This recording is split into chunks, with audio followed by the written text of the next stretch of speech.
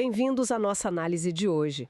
Temos em mãos, olha, um material fascinante sobre um fenômeno que surgiu assim de forma bem inesperada lá em Patos de Minas, Minas Gerais. É verdade. Trata-se do caso de um comercial, sabe, para uma empresa local de lubrificantes, a Patos Lubrificantes, que, nossa, transcendeu completamente as suas origens e explodiu na internet brasileira. Exatamente. A gente reuniu diversas perspectivas, comentários sobre este caso, incluindo análises que tentaram decifrar o porquê de tanto sucesso, né? Uhum. O nosso objetivo aqui é ir fundo nos elementos que catapultaram este anúncio, que parecia despretensioso, né? Para esse estrelato viral todo. Queremos entender não só o que aconteceu, mas por quê.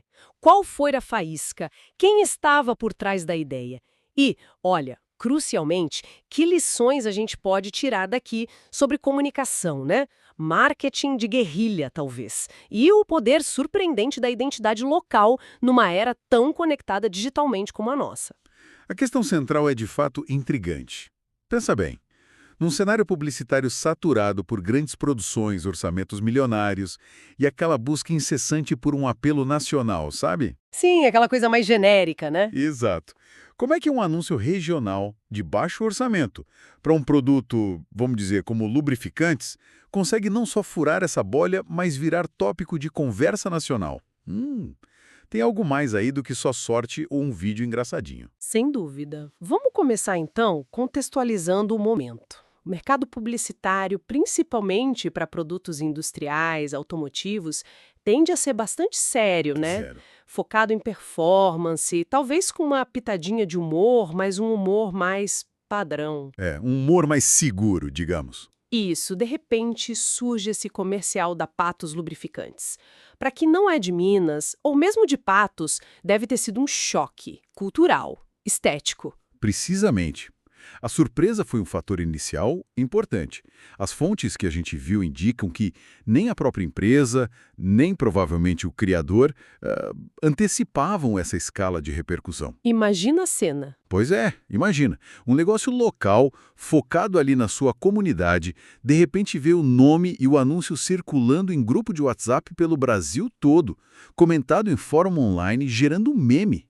É o tipo de exposição que muita marca grande sonha ter. E aqui aconteceu de forma, assim, orgânica. Que nos leva direto à pergunta: qual era a mágica?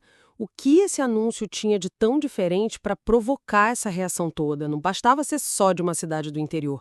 Tinha que ter algo a mais, né? Olha, as análises que a gente compilou convergem em alguns pontos-chave. O primeiro, e talvez o mais óbvio, assim, de cara, é o humor. Ah, sim. Mas não aquele humor pasteurizado, sabe? De programa de TV. Era um humor mais ancorado na peculiaridade, talvez até no estranhamento que causava fora do contexto original. Usou a comédia como um veículo direto para criar uma ligação, ou pelo menos uma reação forte no espectador. E esse humor estava ligado diretamente ao segundo fator, que você já mencionou de leve: a regionalidade. Exato.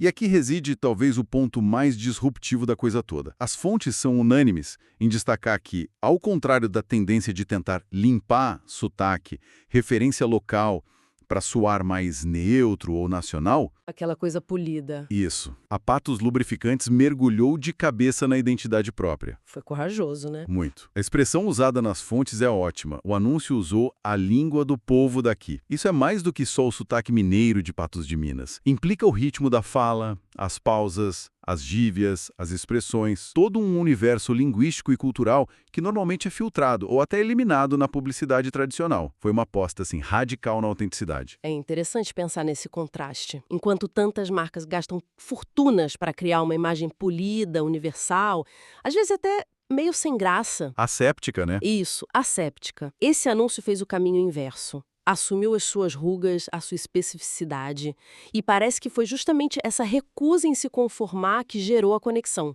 As pessoas se identificaram ou acharam graça, né? Sem dúvida, essa autenticidade crua, quase documental na forma como representou a fala local, gerou uma diferenciação na hora. Para os locais, para a região, gerou identificação, orgulho. Para quem era de fora, gerou curiosidade, estranhamento e, claro, humor. Essa combinação foi explosiva para compartilhar. O conteúdo virou um um artefato cultural interessante por si só. E essa partilha não foi pouca coisa, não. As fontes descrevem um crescimento exponencial. O vídeo começou a circular, massivamente via WhatsApp, que a gente sabe que é chave para viralizar no Brasil. Os comentários no YouTube explodiram. Gente tentando decifrar o sotaque, elogiando a originalidade ou só rindo mesmo. E como selo final da viralização, memes e paródias. Os rastros digitais confirmam isso. Tem o vídeo oficial no YouTube, né? O Patos Lubrificantes com o Pedro Pauley, que acumulou muitas visualizações por um conteúdo desse tipo. Mas talvez mais revelador seja o surgimento de versões criadas pelo público, Ah, sim. como uma chamada KKK Patos Lubrificantes, KKKKKK. Esse tipo de apropriação, de reinterpretação pelo público, é a marca registrada de um fenômeno viral de verdade. As pessoas não foram só espectadoras passivas, elas participaram ativamente na disseminação e na recriação daquilo. Então, tá. Temos humor peculiar, uma regionalidade assumida sem filtros como ingrediente-chave. Mas quem foi o chefe por trás disso tudo? Quem combinou esses elementos de forma tão eficaz? As fontes apontam para uma figura central, Manuel Tavares. Sim, o nome de Manuel Tavares surge como crucial nessa história. A descrição que as fontes fazem dele já é interessante. Um talento local, uma figura conhecida na cidade, frequentemente visto de chapéu, rodeado de livros. Uma figura meio icônica local, talvez? Parece que sim. Essa imagem pública já o conecta a uma certa intelectualidade e a um conhecimento profundo da cultura regional. E o histórico dele parece confirmar isso. As fontes mencionam envolvimento anterior com teatro, literatura, outras produções audiovisuais focadas na identidade local. Ou seja, ele não era um novato tentando a sorte, né? Trazia uma bagagem cultural, uma sensibilidade para captar e expressar a essência da região. O que é particularmente fascinante é como as análises dão crédito a ele, ao Tavares, pela capacidade de ter injetado alma, autenticidade e humor regional no projeto. Isso sugere que o resultado não foi um acidente feliz, um golpe de sorte. Faz sentido. Pelo contrário, indica uma visão criativa intencional. Talvez a genialidade tenha sido justamente reconhecer o potencial comunicativo naquilo que outros poderiam achar simples demais ou regional demais. Ou seja, ele olhou para a matéria-prima local, a fala, o jeito, o humor dali, e viu não uma limitação, mas a própria força do anúncio. Em vez de tentar polir ou disfarçar, ele amplificou essa identidade. Conseguiu transformar o que podia ser visto como amadorismo ou falta de recurso numa estética própria e memorável. Exatamente. A contribuição dele parece ter sido a de um curador cultural, quase. Um antropólogo da comunicação local. Ele não só escreveu um roteiro engraçado, ele capturou um fragmento da identidade de Patos de Minas e transformou numa peça de comunicação eficaz que ressoou muito além do objetivo inicial, de vender lubrificantes.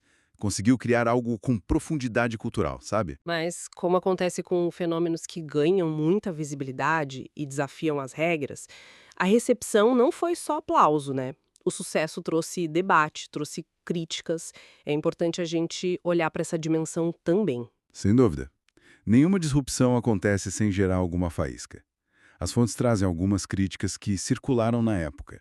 Uma linha de argumento era que a viralização se devia mais ao fator estranheza, sabe?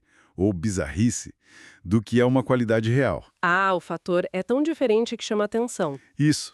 A ideia seria que o anúncio era tão fora do padrão, talvez até meio tosco para alguns olhares mais técnicos, que chamava atenção pela singularidade negativa, não necessariamente positiva. É uma perspectiva válida, né? O choque do inesperado pode gerar atenção por si só. Que mais surgiu de crítica? Uma crítica mais específica e bem interessante do ponto de vista da comunicação veio de um post de 2011, de um blog chamado Deturpando a Propaganda. Esse blog apontou o que considerava uma ironia central na mensagem do comercial. A ideia principal do post era, mais ou menos, uma ideia brilhante da Patos Lubrificantes: fazer um comercial dizendo que não acredita em propaganda. Ah, a metalinguagem. O anúncio falando sobre o próprio anúncio ou sobre publicidade em geral é tipo um filme sobre fazer filmes. Aqui, um anúncio que expressa um certo ceticismo sobre anúncios. Isso é bem comum, né? Exato. O blog questionava a lógica disso. seria uma estratégia inteligente para parecer mais autêntico, menos vendedor? Ou seria só uma contradição que minava a credibilidade do esforço publicitário? Essa discussão sobre a intenção e o efeito dessa metalinguagem adicionou outra camada ao debate todo. E como é que o público em geral reagiu a essas críticas ou a essa complexidade? Houve polarização, assim, gente amando e gente odiando? As fontes sugerem que sim, houve opiniões divididas, o que é natural, mas também indicam que, para uma parte significativa do público, o entusiasmo prevaleceu. Uma das fontes menciona um comentário num fórum online, tipo o Reddit, que é simples, mas direto. A ideia do patos lubrificantes foi a melhor. Curto e grosso. Pois é, isso mostra que, independentemente das análises técnicas ou das críticas sobre a mensagem, o anúncio conseguiu criar um impacto emocional positivo, sabe? E memorável em muita gente. Foi considerado marcante. Então, o quadro completo inclui o humor, a regionalidade radical, a visão do criador local, o Manuel Tavares, e também o debate e as críticas que ajudaram a manter o assunto na roda. Mesmo as críticas, de certa forma, podem ter ajudado na notoriedade, né? É bem provável. A síntese que emerge das fontes é que, para além das discussões sobre qualidade técnica, estratégia, ou a mensagem ou anúncio atingiu um objetivo primordial da comunicação na era digital. Gerou conversa. Fez barulho. Muito. Provocou riso, debate, análise e, fundamentalmente, fez com que a marca Patos Lubrificantes e, por tabela, a cidade de Patos de Minas fossem notadas e comentadas no Brasil todo. Ficou na memória coletiva. Olhando para trás agora, quais foram os resultados concretos e o legado que ficou desse caso, de acordo com o material que a gente analisou? Olha, os resultados são bem tangíveis. Primeiro, e mais óbvio, uma visibilidade imensa para a marca Patos Lubrificantes. Uma exposição que seria, assim, impensável de alcançar com publicidade tradicional, com aquele orçamento. Com certeza. Segundo, o reconhecimento do Manuel Tavares como um talento criativo local com capacidade de gerar impacto nacional. Isso valida a força criativa que existe fora dos grandes centros, né? E para a própria cidade. Patos de Minas acabou virando, sem querer, um exemplo de como a identidade cultural local, quando abraçada sem medo, tem um potencial viral ali, escondido. Foi uma demonstração de que o local não é necessariamente limitado ou pequeno em alcance. Precisamente. Talvez o legado mais importante, a mensagem central que a gente tira das fontes, seja esta. O sucesso estrondoso desse comercial serve como um estudo de caso poderoso. Prova que uma ideia genuinamente local, executada com autenticidade, com humor, com respeito pela identidade cultural, pode sim conquistar um público vasto. E sem depender de orçamentos gigantescos, de celebridades ou da validação das grandes agências do eixo Rio-São Paulo. E a lição prática disso para outras empresas, criadores ou até para iniciativas culturais locais parece bem clara. Uma das fontes resume de forma direta quase um mantra. Conte sua história com a sua voz, com o seu sotaque, com a sua identidade. É isso que viraliza. Parece simples na teoria, mas exige uma coragem danada na prática, né? Uma coragem tremenda. A coragem de resistir à tentação da fórmula pronta, do padrão nacional e de apostar naquilo que é único, mesmo que pareça estranho ou não profissional aos olhos do status quo publicitário. Recapitulando então o nosso percurso. A gente explorou como a autenticidade radical, um humor com muito sabor local e a ousadia de ser diferente transformaram o anúncio de lubrificante de Patos de Minas num fenômeno cultural discutido no Brasil inteiro. Uma demonstração vibrante do poder da identidade regional, mesmo ou talvez especialmente numa era dominada pela comunicação digital e globalizada. Sobre a cultura digital de hoje. Vivemos num paradoxo, né? Ao mesmo tempo que a internet facilita a disseminação instantânea de conteúdo globalmente, o que muitas vezes leva a uma certa homogeneização cultural. Sim, tudo fica meio parecido. Exato. Talvez seja precisamente o hiperlocalismo, essa aposta extrema, sem concessões, na identidade única de um lugar, que se revele uma das estratégias mais eficazes para alcançar ressonância em larga escala. É uma ideia contraintuitiva. Quer dizer que, para se destacar no ruído global, a resposta não é tentar ser universal, mas sim profundamente, irredutivelmente específico e local. Pode dizer que sim. Talvez a autenticidade levada ao extremo, a singularidade que não se dilui para agradar todo mundo, funcione como um antídoto para essa uniformidade que a gente percebe online. Oferece algo genuinamente distinto, algo que prende a nossa atenção justamente porque não se parece com nada do que a gente está acostumado a ver. Interessante. Fica a questão no ar. Será que o único, o específico, o profundamente local é a chave para a relevância no mundo cada vez mais conectado e por vezes tão homogêneo? Fica a reflexão. Uma excelente provocação para a gente encerrar nossa análise de hoje sobre o surpreendente caso da Patos Lubrificantes.